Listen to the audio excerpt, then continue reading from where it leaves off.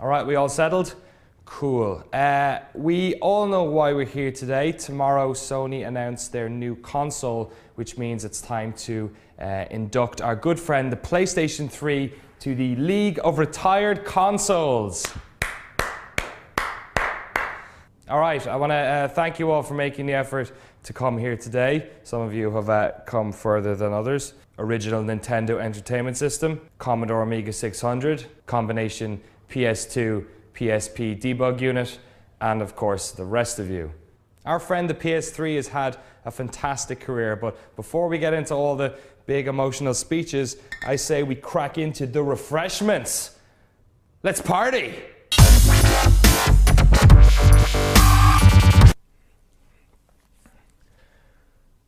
Wow, you guys are alcoholics. Bro, you had a great run, man. I mean that, dog. I really mean that. Like, the world was a completely different place before you turned up. So different.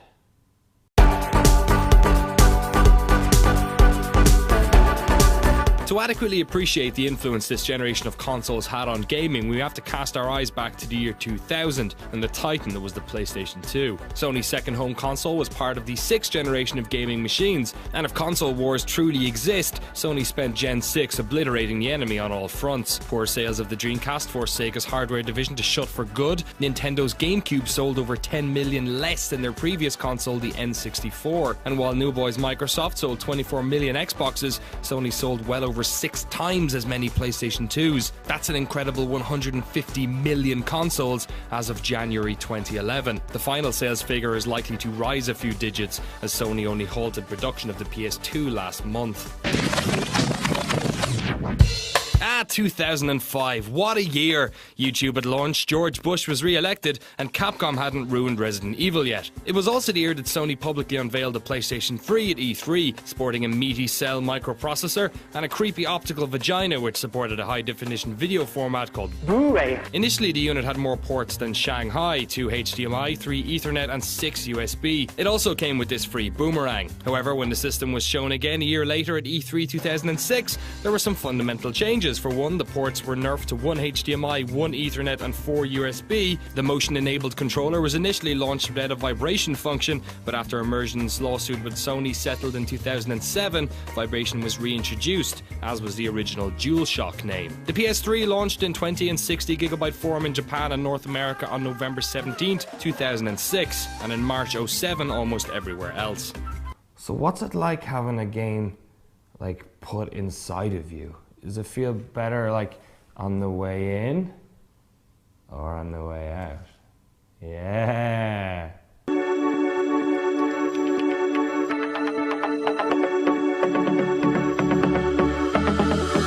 Unlike any console generation before it, the vast majority of games released in Gen 7 were multi-platform, with console install bases spread more evenly than previous generations, and with the general homogenization of hardware and controller inputs, there was really no reason for publishers to reduce their potential market by siding with one manufacturer. The PS3 had an unusually weak software lineup for launch, but what was worse was the Xbox 360 had a year head start on them. This was not only a problem in terms of its competitiveness at retail, but in the 15 or so months between the launch of the two consoles, Sony had lost some of its most important exclusives. PlayStation stalwarts like Grand Theft Auto and Final Fantasy were now cross-platform franchises. I'm out of here! The architecture of the PS3's hardware was a double-edged sword. Sony's console is undoubtedly more powerful than Microsoft's, but the complexity of the cell microprocessor, coupled with the fact that Xbox 360 and PC architecture are so similar, meant that for the longest time, PS3 ports were often plagued with bugs and performance issues. On the other hand, games that were created exclusively for the PS3 were often the most technically impressive of the time.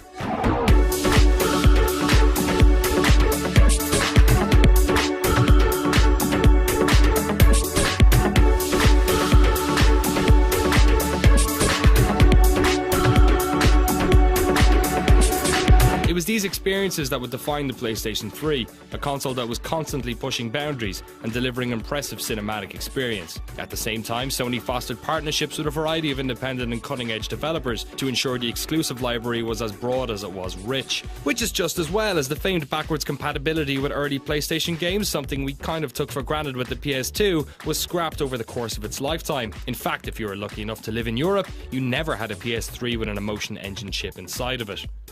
Man, it's getting late. Are you guys okay? The last bus leaves in like 5 minutes. Do you want to stay in my house tonight, dude? I hear your home is still in beta. High five on live. Yeah. This generation of consoles will likely be defined by two things: high-definition visuals and online gaming. And while the Xbox 360 and PlayStation 3 achieved relative parity on the graphical front, differences in their online services would go on to define each console's user experience. Unlike Microsoft, Sony didn't charge users to play games online. This free pass was celebrated by PS3 fans, but like getting a free ticket to an ICP concert, it came with its fair share of baggage. Sony are a large organisation, and throughout the life of the PS3, their online strategy seemed to be being pulled in multiple directions at once. On one level, they brought TV, video on demand and streaming music services to the console through a variety of global and region-specific partnerships. But in terms of gaming, they lacked the focus of the Xbox 360. For one, the PS3 wasn't shipped with a headset, which meant online communication was an uneven playing field right from the off. Though friends lists were available, they lacked the wider community features of the 360. It wasn't until July 2008 that PlayStation introduced their own achievement system in the form of trophies. Other features included folding at home, which allowed users to waste their electricity bill by contributing to protein folding research. In 2008, it was updated to Life with PlayStation, which was sort of like a crap version of Yahoo News. Then there was PlayStation Home, which was sort of like what the Matrix would look like if it was designed by Craig from marketing. It's still in beta, and though it's been a running joke since launch, the project has actually been rather popular, acting as a cheap marketplace for users to meet, chat, play games, and buy dumb shit on their parents' credit cards. The PlayStation Store allows users to buy games and digital content for their console, but Sony's lack of security meant that friends could use each other's logins to download and play purchased games on their own account, a loophole that even now hasn't been fully closed. PlayStation Plus, which launched in June 2010, is seen as many of the future of console subscription services. For around the cost of a magazine a month, users gain access to a variety of premium content, including full retail games, pre-release betas, and early access to demos. But if Plus was the peak of PlayStation's online success, the PSN account hacking catastrophe was their valley. In April 2011, Sony were forced to suspend access to PlayStation Network after it was revealed the personal information of 77 million users had been taken from their servers. PSN was down for almost a month, and once it started to come back online on May 15th, it had cost the company $171 million.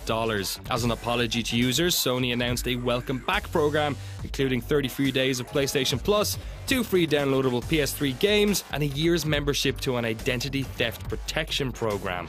Shame they couldn't have been so charitable to the now defunct Zipper Interactive, whose PS3 exclusive online co-op shooter SOCOM 4 was released right as the network was taken offline. Yeah, man, I'm sorry. I shouldn't have brought that up. That wasn't cool. But you know what? You know that whole motion controlling thing you guys did in 2010? Now that was cool. I mean, how did you even come up with this? It's like a flashlight with a butt plug on top. By 2009, gamers were beginning to anticipate new consoles to play with, but in E3 that year, both Sony and Microsoft revealed new motion gaming technology to help them compete in the casual marketplace that Nintendo had successfully opened up with the Wii. The PlayStation Move allowed true one-to-one movement between players and their on-screen avatars, and unlike the Slapdash Connect, PlayStation Move games actually worked. Games like Sports Champions and Tumble used it to great effect.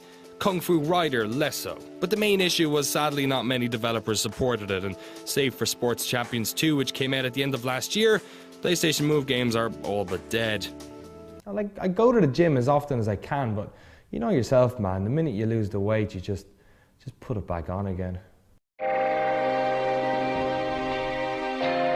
As the years rolled on, various changes were made to the PS3's form and capacity. The yellow light of death that plagued early consoles was resolved as parts were replaced with more efficient versions. Larger hard drives were added, while new chips helped reduce cost and make the console profitable around 2010, the same year that the rather embarrassing leap year bug came and went. In September 2009, a new slim form factor was made available, which was again updated 3 years later in September 2012, though the quality and popularity of the top-loading super slim version is up for debate. So here we are, 2013, and if console wars truly exist, the various combatants are just about ready to lay down arms. As it would happen, Nintendo would be the surprise victors in terms of market share. Their Wii became the highest selling console of the 7th generation by quite a margin, but Sony's PlayStation 3 would eventually leapfrog the Xbox 360.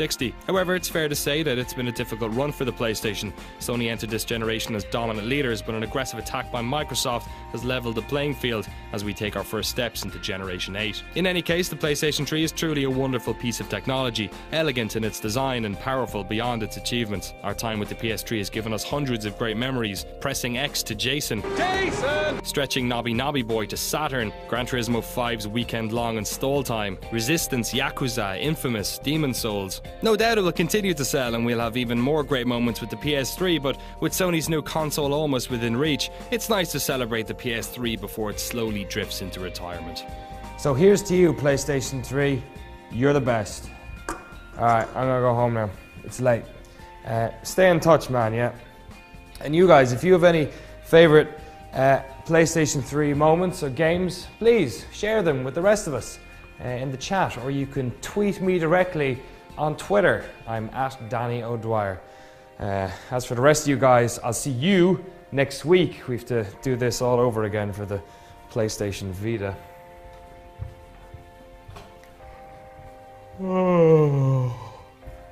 See you guys.